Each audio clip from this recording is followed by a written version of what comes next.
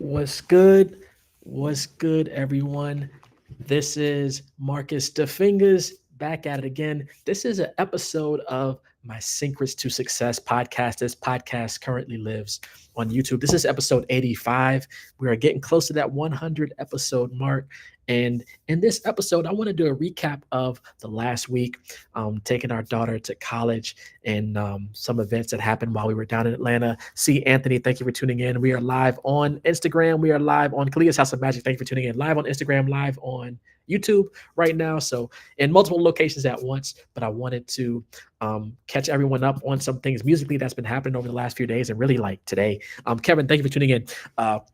First, this podcast is sponsored by ASTS. They make some great plugins for us music creators to use in our music productions. So definitely check out ASTS. And also, if you're on YouTube, check out all the links in the description. Check out my Facebook group, Syncrets To Success. We're getting close to 3,000 members.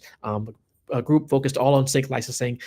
Check out my website, thefingers.com, for sample packs and music production courses. I'll be bringing some of those back, and also talking about a new sample pack that is out today that I worked on. So we'll get to that shortly. First, it's been a crazy week. I'm excited to share some of those incredible experiences that's been happening over the last week, connections that I've been making lately, especially down in Atlanta while dropping our daughter off at college. First of all, speaking of college, Kevin, I'm doing great. Thank you, man. Juke, thank you for tuning in. College, man, it's a momentous occasion. Had the honor of dropping off our daughter, my wife and myself, and we had her parents with us as well. We had the dog with us. We drove down to Atlanta from Virginia, where we live, and dropped her off at Spelman College. Moving day was last Wednesday. We were there for the whole week until Sunday, making sure she got settled in, and definitely just excited and anticipating this new chapter in her life. It's moments like this that remind me of the incredible journey of growth and new beginnings. It took me back to my college days and just the excitement, and even seeing some of the parallels that just me growing up, doing all these different networking events, and then her, coming out of her shell and starting to network. And I'll get into that a little bit. On top of all that, speaking of networking, I was able to tap into an incredible networking event in Atlanta last week. This was on Saturday. This was hosted by the Young Dreamers Consultancy Agency, which was founded by Makiba. Makiba Riddick Woods is an incredible songwriter, vocal producer, singer. She has worked with Rihanna, Beyonce, Kelly Clarkson, some of the best musicians in the industry, multi-platinum many times over. If you're not familiar with her, definitely check out her resume. So I connected with her earlier this year on LinkedIn. She found a post I did and she sent me a message. And then next thing you know, I had invited her to an event that I was running down in Atlanta, that I was a manager for. And then she invited me to her event. And it just so happened to be the same week that we were dropping our daughter off. And I was like, hey, I'll be in town. Would love to stop by if schedules allow. So luckily schedules allow. So at that event, it was a great way to connect with incredible producers like Black Elvis, who's worked with artists like Usher and Sierra. I connected with the legendary Troy Taylor, who I actually have done some events for in the past as part of Troy Taylor University, but I haven't met him in person. So that was the first time I got to meet him in person and chop it up, have a conversation with him. Incredible vocal producer, Trey Songz, like Right Hand Man, and countless others. The energy, the inspiration in that room. There was someone in there who's 18 years old. And I'm just like, man, you got your whole life ahead of you. Coming from someone who I'm about to be 40 years old, and people don't even believe that. But just people tell me I'm still young. I feel young, but yeah, I'm getting old. But yeah, the energy in the room, people of all ages, people from different walks of life, different genres. There was a rock singer in there. There was producers, singers, songwriters, DJs. So the Young Dreamers Consultancy Agency, TYDCA, definitely follow them on social media. I think they'll be doing more live events and networking events. That was the first one they did down in Atlanta. Yeah, shout out to TYDCA and Makiba for that. The room was full of just people ready and excited to make whatever the next step in their career is. And for me, focusing on networking over the last few years, I can see how that has sort of rubbed off on my daughter. When I think about, the times that she's seen me up on stage at events like NAMM, and just the proud moments of being able to share that with her, or her being able to, and my son and my wife, hear my music at a Disney theme land, Disneyland theme park attraction, and to be able to experience that to the point where recently this week, when my daughter was in college, she had told me that a big time producer was at her school. She was like, "Should I go tell him, like, hey, my dad's a producer, and should she tell him about me?" And I was like, I told her she didn't have to do that, but of course, I definitely appreciate her making the effort to even think about doing that, to show how my networking, building relationships, not just in music, but in life, something has rubbed off on her from that aspect. And seeing her embrace that for me has just been incredible. Kevin asks, so going to ATL would give you more networking opportunities for music. Going to ATL for me, because I have a lot of connections down there. I've been down there. A lot of the industry lives down there, depending on what type of music you're trying to do. Can help if you visit. I also do conferences. So, of course, going to LA for NAMM every year for the last 2 years, and next year, possibly doing something with South by Southwest in Austin next year, going to New York, hopefully in 2 months for AES, doing some panels for them, which I got to actually finalize this week. So, yeah, traveling. If you're not in those areas, finding where those events are, can really help you get to whatever level you're trying to get to. But you don't have to travel. You can create opportunities virtually using social media. You can create opportunities going to virtual conferences and virtual meetups, which I'll talk about in a little bit. Also, incredible meetup I just got off of today. Second Chance, thank you for joining in. I'm Shanifa. Thank you for joining in. And another thing, there's just so much happening today. So on the other side of the journey was that, Kevin, I actually don't travel as much. Well, now I will, because our daughter's in Atlanta. I go to LA usually once a year. I actually been to LA twice, because I went back again this year that was paid to work on custom music for a brand. So that was a paid opportunity. So I will travel if someone's going to pay for it, and possibly. So I guess I should take that back. I have been traveling more because of these opportunities. I'm supposed to be lining up a workshop in Toronto later this year.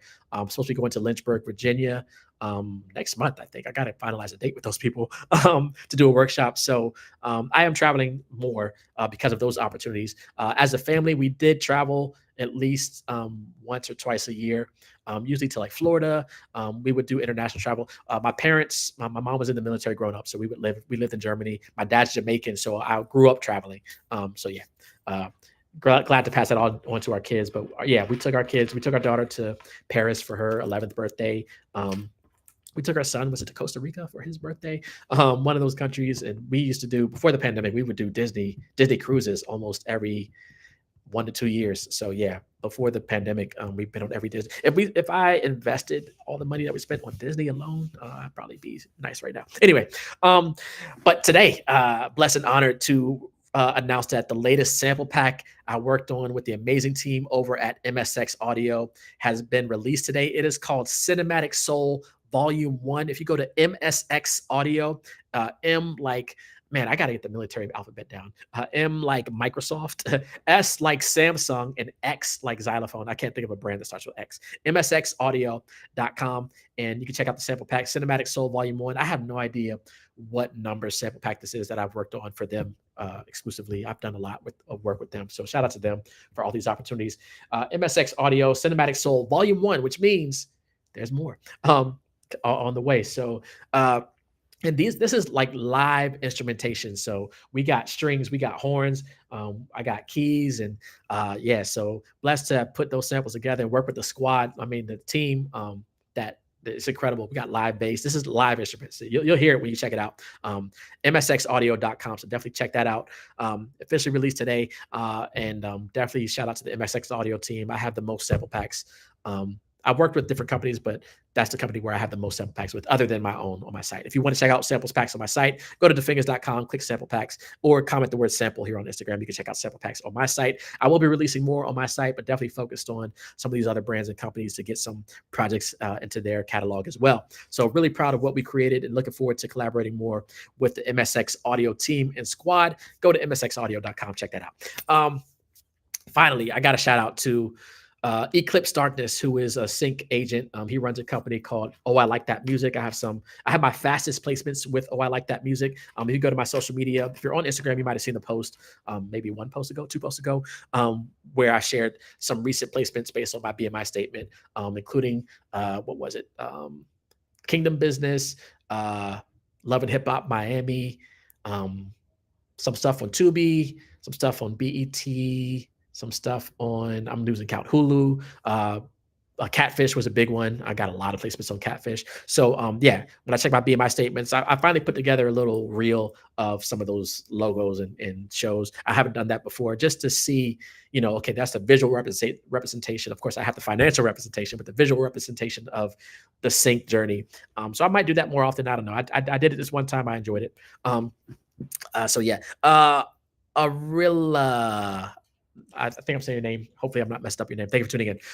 So finally, shout out to Eclipse from Oh I Like That Music for keeping me in the loop on all things new member activities, happenings with the Recording Academy. This week is sort of like the onboarding for the Recording Academy class of 2024. I have accepted the membership. I'm a voting member of the Recording Academy class of 2024.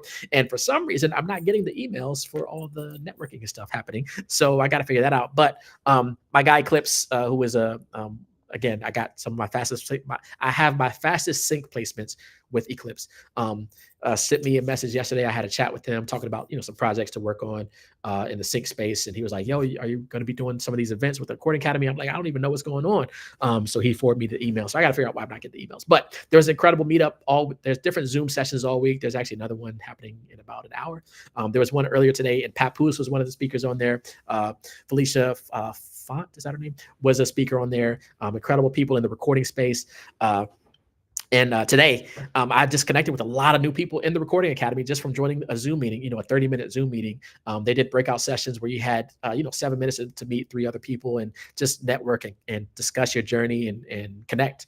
So making those connections and looking forward to being an integral part of the DC chapter. I'm part of the Recording Academy DC chapter, so looking forward to taking part in those events and things, and bringing the energy that I've brought over to NAM and over to AES and South by Southwest, bringing that energy also to the Recording Academy. So being part of all these different, Heaven said thank you, being part of all of these different communities, and just also try not to overextend myself. I do work with way too many libraries. I might be part of one too many communities, but I have something to offer. So at some point, I'm going to have to stop joining communities and be like, look, I'm set for now. I got to focus on these 50 communities I'm part of. But shout out to the Recording Academy. That's definitely one to be a part of. Soteric, thanks for tuning in.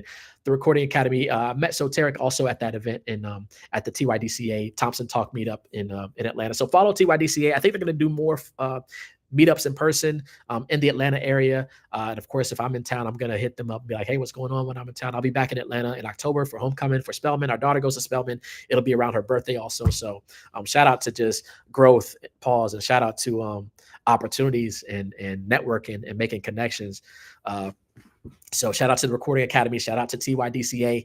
Shout out to MSX Audio. But yeah, definitely get that sample pack. Like that thing is I'll probably do another video live where I'm making flipping the samples from that pack. Cinematic Soul Volume 1 out today. So there's a lot of things happening. I got some more trailer stuff I got to focus on. I actually did a trailerization last night. I got to actually do another one for a big company. So just really planting the seeds and seeing where things will go, not knowing where things will go in the future. And I always not always, but I often say this because I like to set expectations. I work full time. I'm at work right now, literally. I work at National Geographic in DC, and everything I'm doing musically is outside of work. So it's like I'm literally in a meeting at work while on the Recording Academy call Zoom, and I'm like, okay, hopefully I'm just listed for my name in my work meeting, but I'm definitely locked in with the Recording Academy call. So trying to, you got to figure it out. If there's a balance.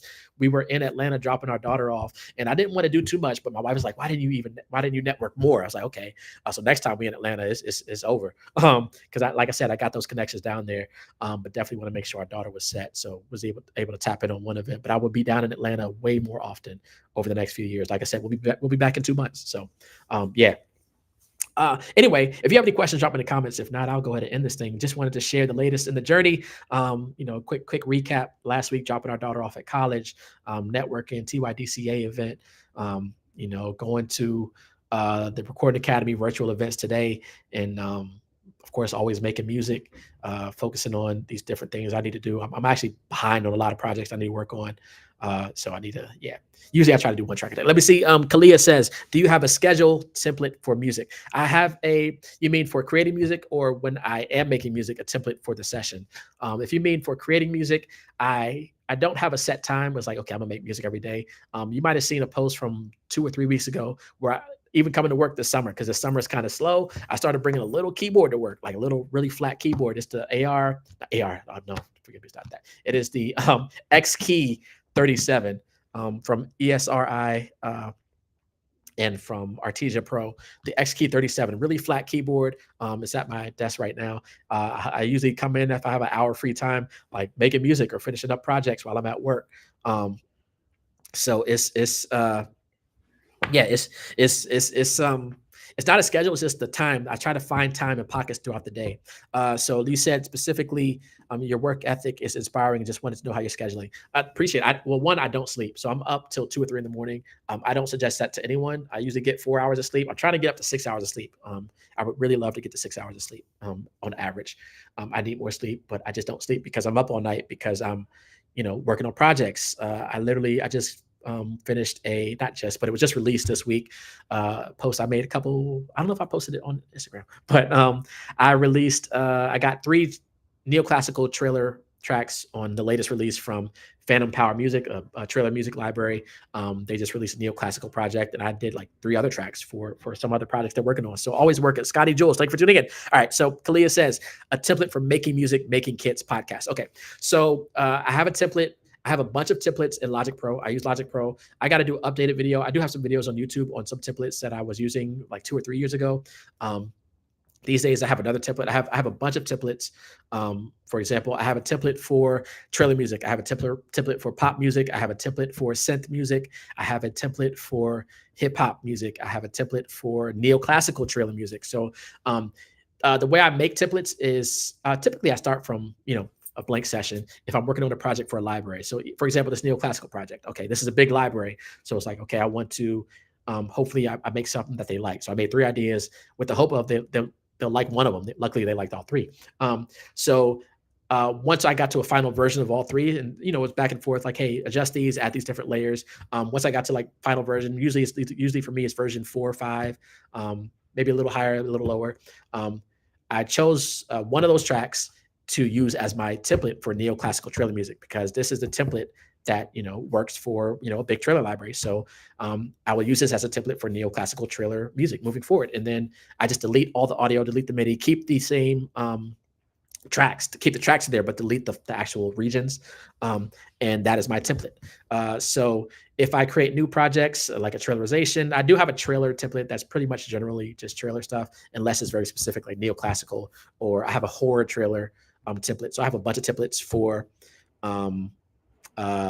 music making. Now going to the making kits, I do not have a template for making kits or sample packs. Usually I start with a blank session, and I'm going to do a course on sample pack creation because the way I create sample packs is typically different from the way the people that I know make sample packs. When I show them how I make sample packs, they're like, oh, this is like totally different from anything I've seen before. So I'll probably do a course on that. But usually I start with a blank session. And then depending on the company I'm working with and the deliverables, what they need, if it's just piano sounds, this is where things get tricky. Now I'll dive into this in that course when I put that together. Maybe I'll do a live. Maybe I'll make it a live and then turn it to a course.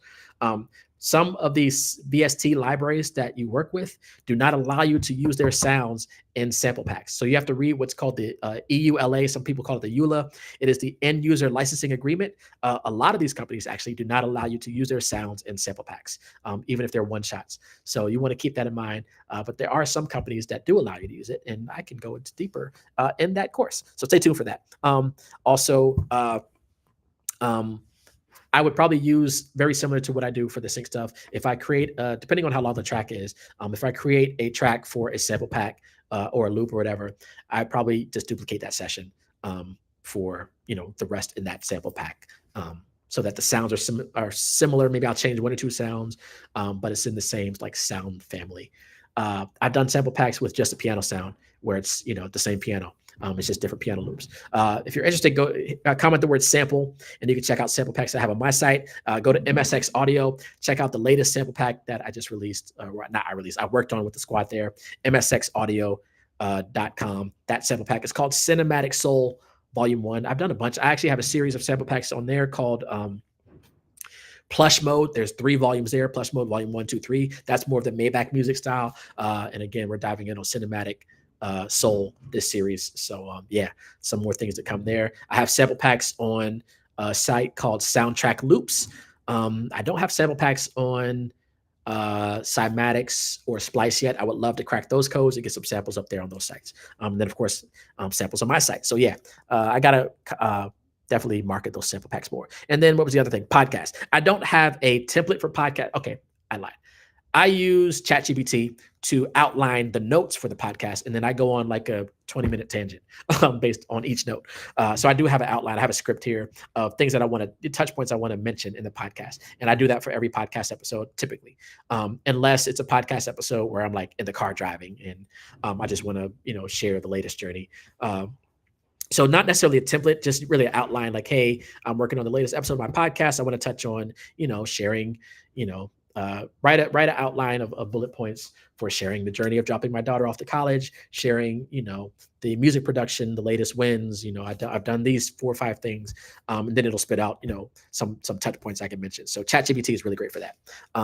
Or any, I've used a bunch of AI, but I've gone back to ChatGPT. But you have Perplexity, you have Gemini, which used to be Bard. That's Google's version. There's a bunch of all these AIs out there. ChatGPT is the most marketed. Cash Cow, thank you for tuning in. Any other questions before I get out of here? I should be actually working, but I'm probably going to get back to my desk, clear out some emails and stuff. Like I said, I had the little keyboard, might try to get a little track or 2 in. We'll see. I've made a bunch of connections from the meetup today with the Recording Academy. So yeah, definitely dive it in. And my emails just keep piling up. Like I used to, like in the pandemic, I used to have less than 20 emails in my inbox. Now it's like, it gets to like 100 every day. Then I try to get it down to like 50, 60. The next day it gets back up to 100. So I'm subscribed to way too many. I need to work on email management because I hate having too many emails in my inbox. And I know people that have like thousands of emails, which, I have, but it's just I have them categorized. So my main inbox right now is at 95 and I want to get that down. Pause. All right. Any questions before I get out of here? If you're on YouTube, drop them in the chat. If you're on Instagram, drop them in the comments here. But yeah, just working. Got more music to make. I'm supposed to be doing another trailer project for a company. Yeah, so I got to work on that. So I always have music to make. That's the goal. That I always have projects to work on. There's always briefs. There's always campaigns to work on. There's always music to make. Ali Bonnet, thank you for tuning in. Raj P, thank you for tuning in. There's always music to make. There's a bunch of sync libraries, sync agents. There's a bunch of music opportunities. And that's the other thing that I want to start doing as I'm doing more of these workshops in person. I'm also doing them virtually, but I would love to tap in more with the college music programs, doing workshops for them. So lining some things up, especially with our daughter at Spelman. I can just go do something down there while we're in town visiting. Like, hey, I'm gonna be in town for this weekend or whatever. I'm happy to do a workshop while I'm in town. And then maybe even get make a little money while I'm in town. But yeah, that's the vibe. Not really a theme to the episode other than focusing on, making sure that, networking wherever you go, new beginnings, big wins, and always focus on making music. I am Jared Walker. Thank you for tuning in. Yeah, just focusing on the music journey. All this is from music. The music is like the center, but then it goes out to networking. It goes out to traveling. It goes out to, workshops, sample packs, sync licensing, trailer music.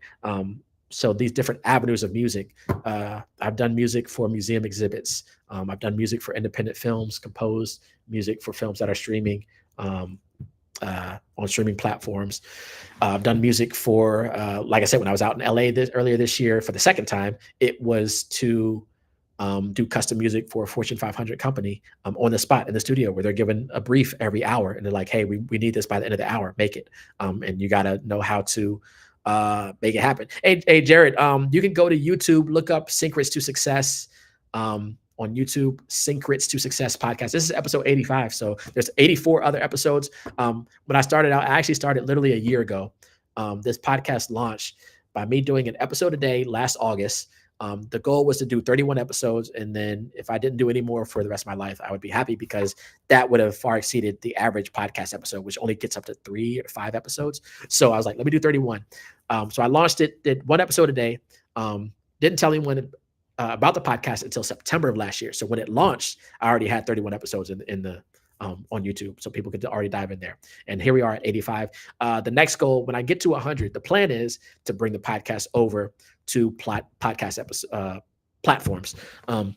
So right now, this podcast lives on YouTube. You might catch the episode here and there, here on Instagram if I leave it on Instagram, but you can catch all the episodes on YouTube. And then once we get to episode 100, I got to figure it out. Maybe I'll just hire like a VA to work on it for me. I want to bring all those episodes over to, Amazon and Apple Podcasts and Spotify.